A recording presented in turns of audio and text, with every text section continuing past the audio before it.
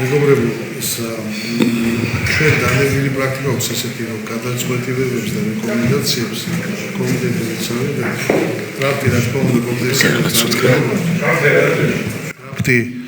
გადაწყვეტილებების და რეკომენდაციების კომიტეტის წევრებს დალეგებული აქვთ, მაგრამ დღევანდელი გამოსვლიდან და გამომდინარე ვითხოვთ თქვენგან ნებართვას, რომ მცირედი კორექტირებები შევიტანოთ შიგნით. დღესვე დაგეგზავნებათ თქვენს ელექტრონულ პოსტაზე და ვითხოვ კომიტეტის წევრებისგან დღესვე თავითი პოზიციების დადასტურებას, რომ შემდეგ შეჯერებული თუ კი უმრავლესობის მხარდაჭერას მიიღებს, დავაგზავნოთ აღნიშნული რეკომენდაციები და გადაწყვეტილებები უწყებებში. დიდი მადლობა ჩვენი დღის წესრიგით გათვალისწინებული საკითხები, რომელიც შეეხებოდა დიასპორის და კავკასიის საქმეთა კომიტეტს, ამოწურულია. ყველას უღრმესი მადლობა მობრძანებისთვის და ჩვენ უკვე დავასრულეთ უკაცრავად. დიახ.